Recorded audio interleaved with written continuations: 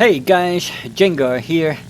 Today we have our new graphics card installed. Yes, that is freaking fantastic. We are back in action, finally flying out a few more matches again, and it is thoroughly enjoyable to be back.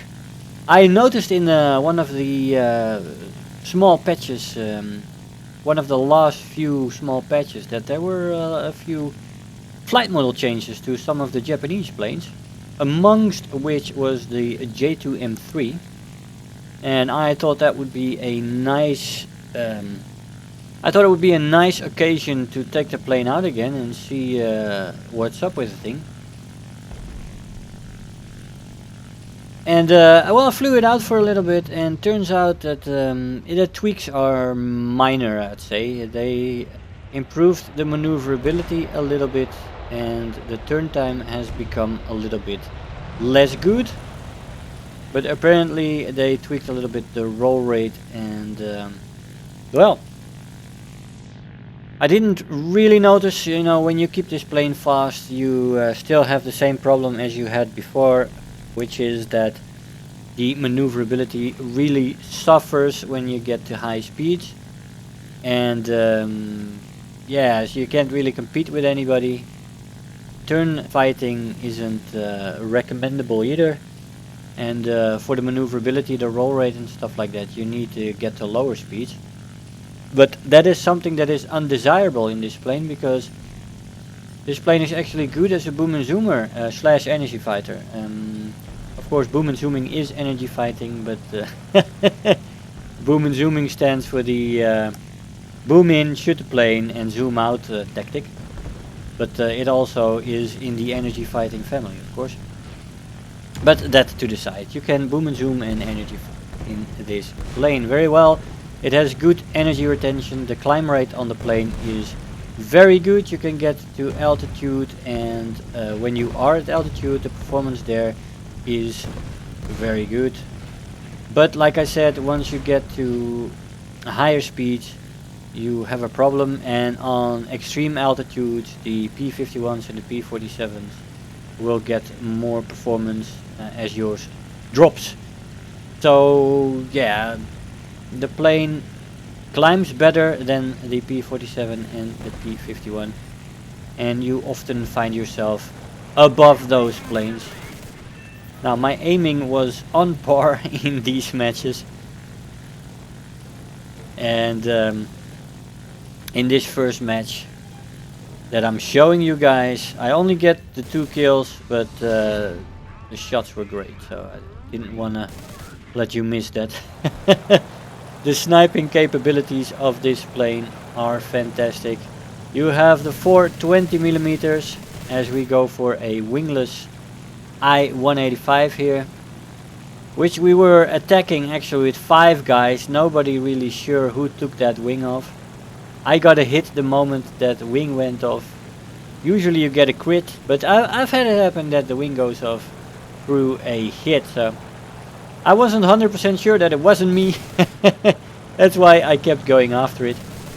But yeah, the firepower on this plane is devastating. Seriously devastating.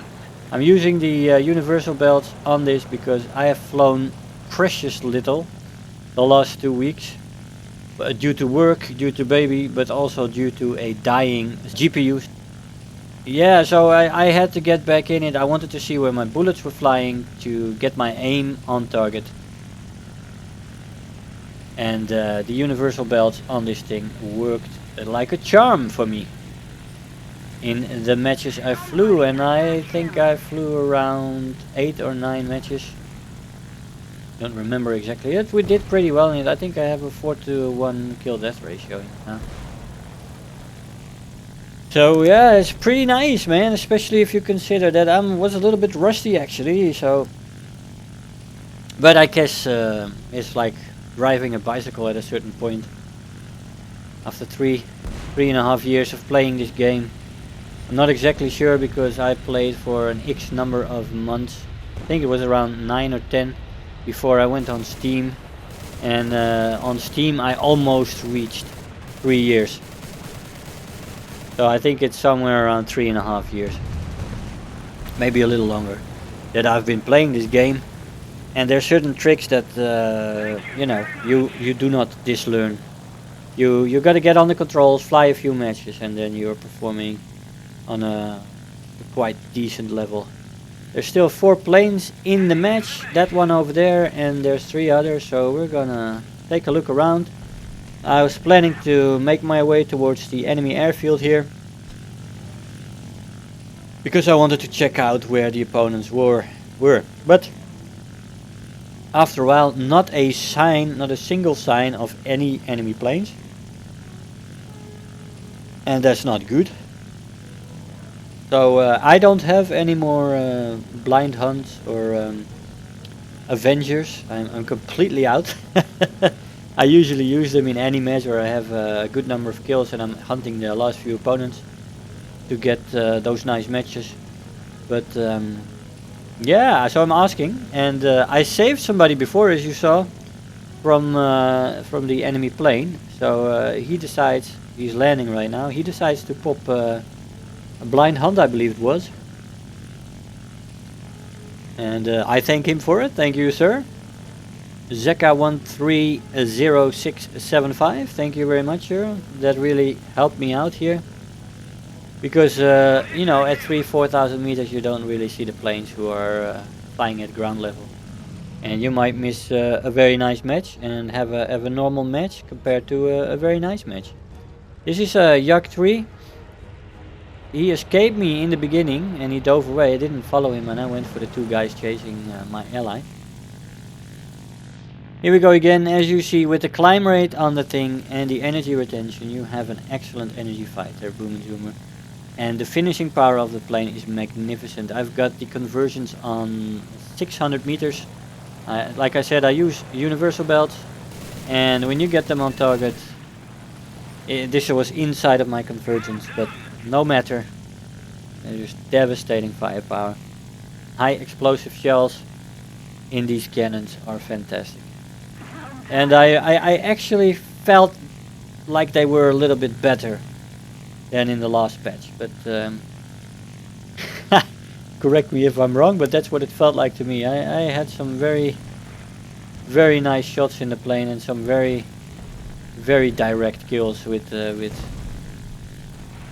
very little time on target, let's say that. So very effective from the shells. So yeah, quite nice. Now that guy is landing on his airfield, and of course I really don't want to go there and get pounded by the AA guns.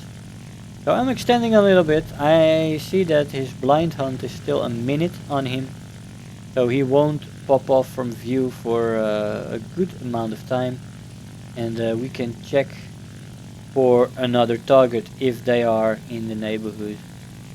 Somebody might have left the airfield as well and might still be in the neighborhood. Nobody on altitude. I don't see any dots around us. But I do want to keep checking, and that is the other guy that's still alive, the IL-10. So these are the last two targets. I don't have to really look around me anymore. I can just focus on the J3 here, who is just taking off. We are at 3,300 meters, 5 minutes of fuel left, and yeah, we have 360 speed, so we have all the advantages here. This is cat and mouse, let's say that, and only if I make grave errors can he get into this fight. Now the AA do start firing at me here, and I decide to roll and go the other way for a little bit.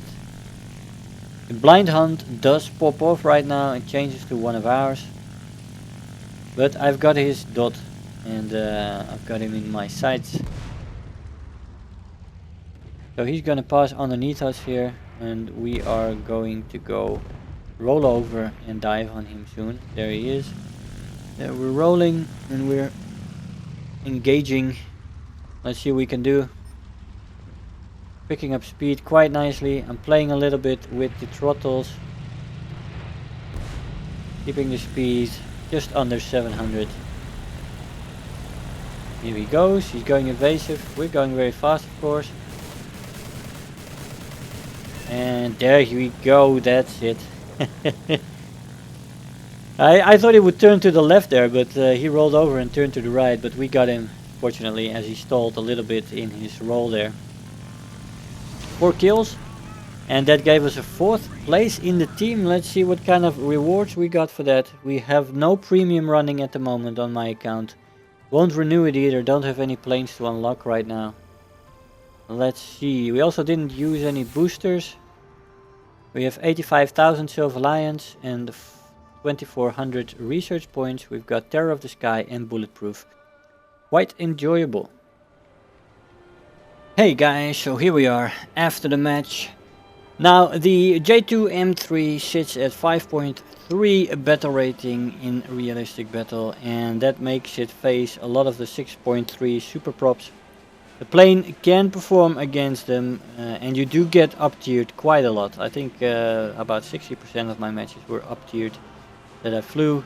You can get to altitude, like I said, and but you have to be a little bit careful in your energy fighting. Some of the super pros have excellent characteristics, of course, and if you drop speed and altitude a little bit too quickly, you are in trouble. But it's still a great boom and zoomer, a great energy fighter with a fantastic top speed, great handling in a dive up until the point where you get fast above 650, 700, and you get control stiffening. You have to be careful there a little bit. Maneuverability is bad at high speeds, but it's good at lower speeds. The plane performs good on altitude and has fantastic cannons to finish off planes while you are boom and zooming. Energy retention is good too, so yeah, all in all it has most and all the characteristics. It has all the characteristics you need to get the plane performing and get it into a comfortable boom and zoom rhythm. Guys, I hope you enjoyed the video. I want to thank you all for watching, and I'll see you guys next time. Bye bye. If you're new here, make sure to hit the subscribe button, become part of this community. If you are already a subscriber, don't forget to like the video, do leave me a comment, and if you really feel like helping out today, make sure to share the video with your friends and let them know about the channel.